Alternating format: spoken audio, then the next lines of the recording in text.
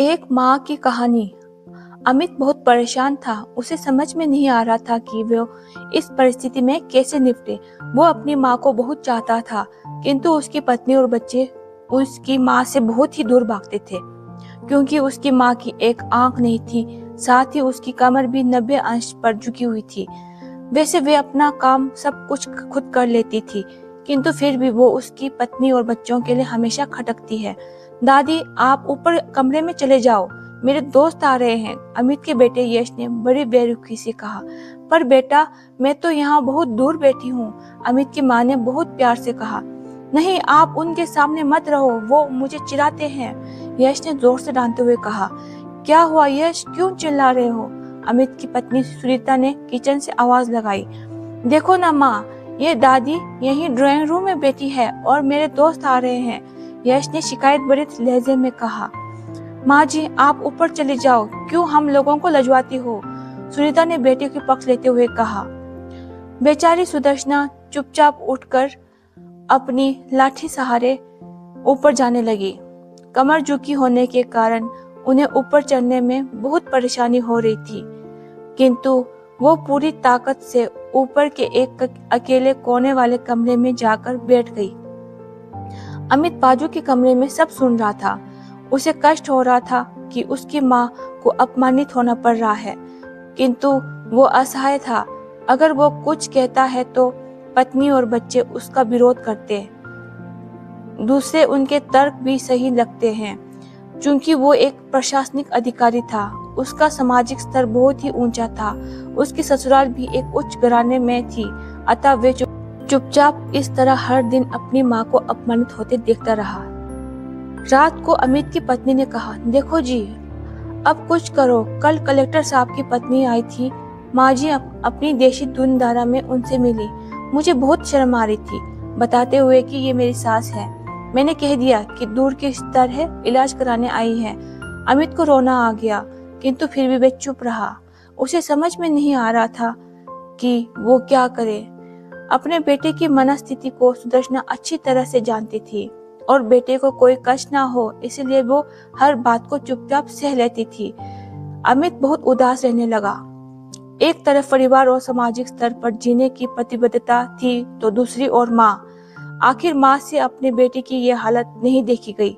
एक दिन उसने अपने बेटे से कहा, अमित, बहुत दिन हो गए हैं, मैं अपने गांव जाना चाहती हूँ, मुझे वहां पहुंचा दो, मेरा यहाँ मन नहीं लग रहा।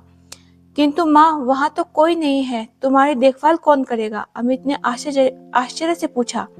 अरे, सब गांव वाले तो हैं, और वो तुम्हारे मामा जी तो उसी गांव में रहते हैं, और फिर हम सारी व्यवस्थाएं कर आएंगे ना, सुनीता ने कहा।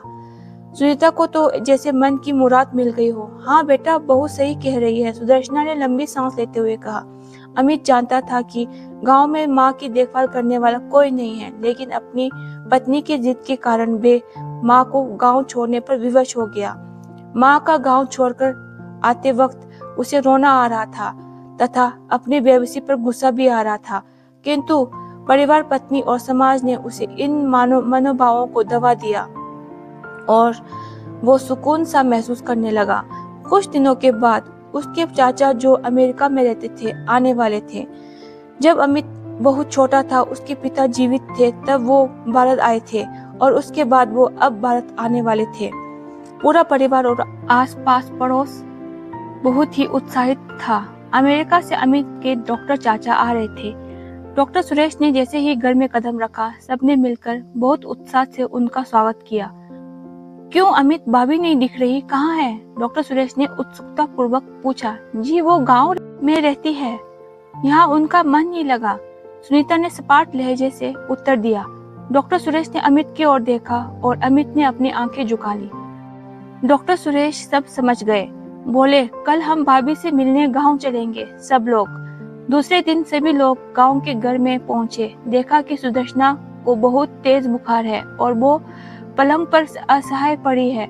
डॉक्टर सुरेश दौड़कर सुदर्शना के पास गए, उनके पैर छू कर रोने लगे। सुदर्शना की ये हालत उनकी कल्पना से परे थी। वाह बेटा अमित, तूने तो उजागर कर दिया। अपनी माँ की ये हालत देखकर तुझे तो शर्म भी नहीं आ रही होगी, डॉक्टर सुरेश ने अमित को लगभग डांटते हुए कहा। नहीं देवर जी, अमित का कोई दोष नहीं है, मैं खुद गांव आई थी। सुदर्शना ने अपने बेटे को बचाव में कहा। मुझे सब पता चल गया भाभी, आप चुप रहो। क्यों बहू, तुम्हें अपनी सास की कुरूपता पसंद नहीं? समाज में तुम्हें नीचा दिखना पड़ता है ना? डॉक्टर सुरेश ने सुनीता को और व्यंग्य से देखा। सुनीता निरुत्तर होकर अमित को देखने लगी। आज तुम जिस सामाजिक स्तर पर हो वो इन्हीं संघर्षों की देन है। और बेटा अमित, तुम्हें शायद मालूम ना हो कि बचपन में जब तुम 1 साल के थे तब छत से नीचे गिरने के कारण तुम्हारी एक आंख फूट गई थी और तुम्हारी रीढ़ की हड्डी में भी समस्या थी। तब तुम्हारी इस कुरूप माँ ने अपनी एक आंख, अपना बोन मैरो तुम्हें देकर इतना सुंदर स्वरूप दिया था। सुनीता बेटा, इतने सालों तक संघर्ष करके बेटे को प्रशासनिक अधिकारी बनाने वाली इस संघर्षशील औरत की तुम लोगों ने ये दशा कर दी। तुम्हें ईश्वर कभी माफ नहीं करेगा। डॉक्टर सुरेश की आंखों से अश्रु की जलधारा बह रही थी। अब भाभी, आप मेरे साथ अमेरिका जाएंगी, यहाँ इन स्वार्थी लोगों के बीच नहीं रहेंगी, डॉक्टर सुरेश ने सुदर्शना से कहा। डॉक्टर सुरेश जो उसके चाचा थे, उन्होंने जो राज बताया उसके बाद तो अमित को यही लग रहा था कि उससे ज्यादा पापी इंसान इस दुनिया में कोई और नहीं है।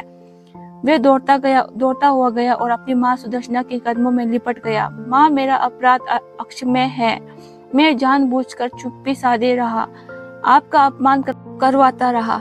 अब सिर्फ आप ही उस घर में मेरे साथ रहेंगे और कोई नहीं। अमित ने अगन्य दृष्टि से अपनी पत्नी को और बच्चों को देखा। सुनीता को भी बहुत ही पश्चाताप हो रहा था, किंतु उसकी हिम्मत नहीं हो रही थी कि वह सुदर्शना से आंखें मिलाए।